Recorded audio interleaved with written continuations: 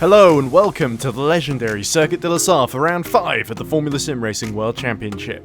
I'm Edward Hunter, and here are all of the latest developments since the last round in Silverstone.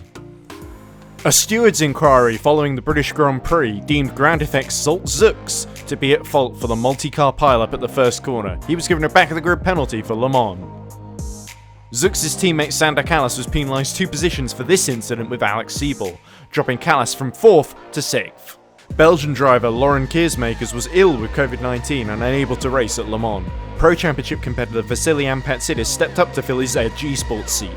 And finally, Carlos Martin also had to sit out the French Grand Prix owing to his knee injury.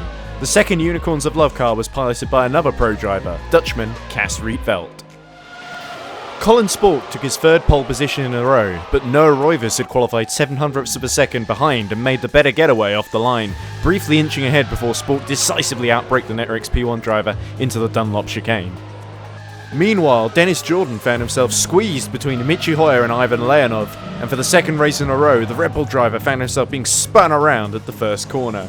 It then got even worse for Red Bull when Siebel spun out of 4th position approaching Dunlop Bridge, dropping the German down to 12th.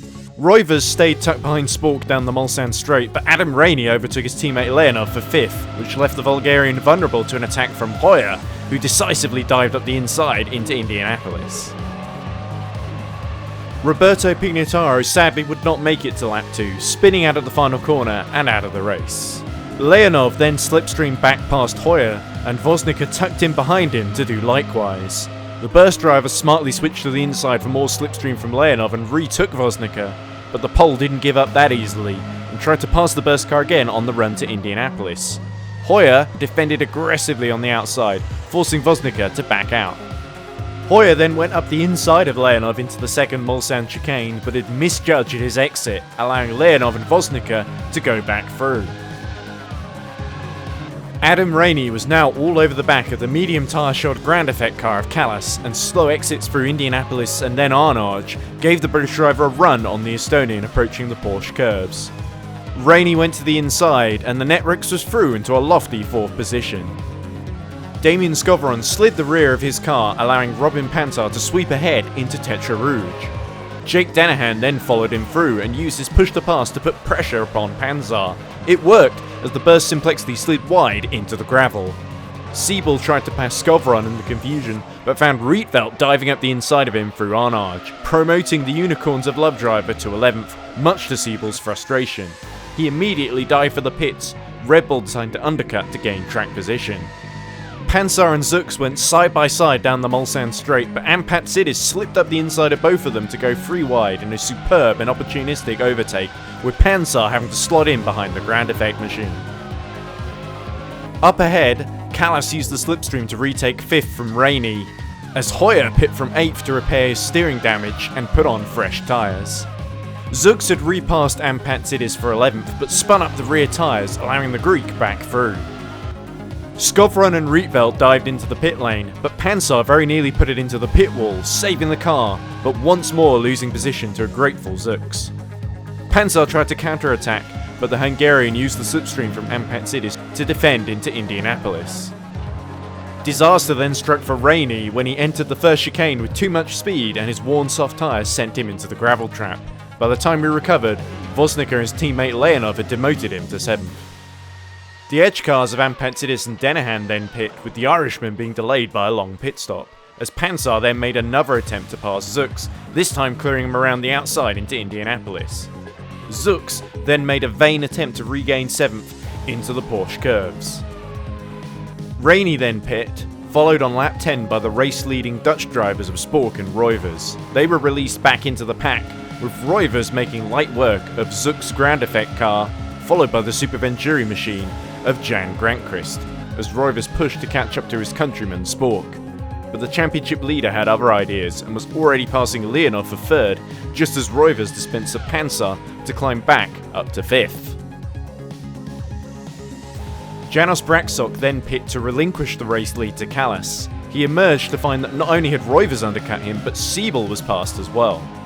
The Arnage competition driver refused to allow that to be the state of affairs for very long, breezing past the Red Bull before they even reached the first Mulsanne chicane. Next up was the yet-to-pit Grantchrist on even older tyres, making it all too easy for the pink machine to slip by. Granqvist then made a critical error when he spun his wheels on the curb exiting Indianapolis, ping-ponging him across the track and ripping off his front wing. The Finnish driver tried to get back to the pits but created a traffic jam behind, and Adam Rainey spun around Zolt Zux as both attempted to go round the outside of the Super Venturi. Rainey reacted too late to the bottleneck in front of him. Zux became a passenger and was narrowly avoided by Hoyer. Voznica immediately took advantage of the concertina effect to slingshot past Skovron through Maison Blanche to climb into 8th place. Callas was the last of the one-stoppers to pit and found himself being overtaken for the lead by Spork, the Unicorns of Love driver very much in control of the race and stretching his advantage over Roivers to 7 seconds. Braxok then went up the inside of Leonov for 4th before the Netrex driver followed Hoyer and Callas into the pit lane for fresh tyres. Rietveld was running 9th, but then went too wide, exiting the S's and lost control, hitting the wall, losing the wheel and ending the Dutchman's race. Jordan had pit early and was now fighting to keep Leonov behind, despite the Netrex driver having much fresher tyres at his disposal. Jordan was able to slipstream back ahead, but the game was up. He made a second pit stop for new tyres with 7 laps to go, as Rainey, Siebel and Skovron all did the same ahead of him. Ampatsidis found himself under attack from both Burst eSports cars as Skovron towed his teammate Hoyer past the edge car approaching Mulsanne corner to take 10th and 11th.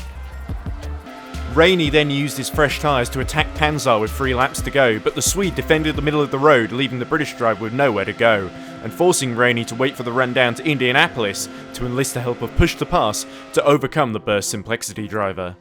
Panzar kept close to Rainey into Indianapolis, but 7th place was now firmly in the hands of the Netrex driver.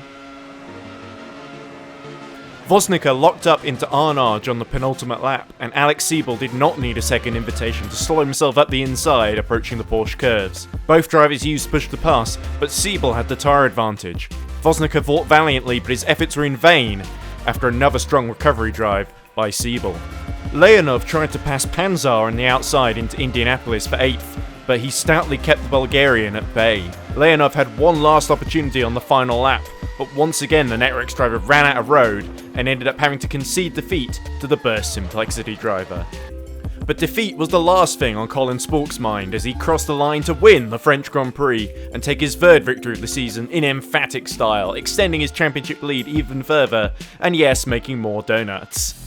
Roivers was yet again the runner-up, ahead of Braxok, who took Arnage's first podium in the World Championship. Callas was 4th, with Siebel recovering to 5th ahead of a returning Voznica. Rainey took his best result yet with 7th, just ahead of Panzar and Leonov, whilst Hoyer could only recover to 10th after his repairs.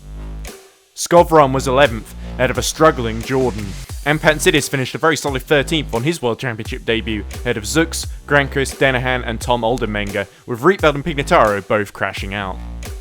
In the drivers' standings, Spork has now grown his lead out to 34 points, but it's Roivers who moves up to 2nd, only 2 points ahead of Siebel.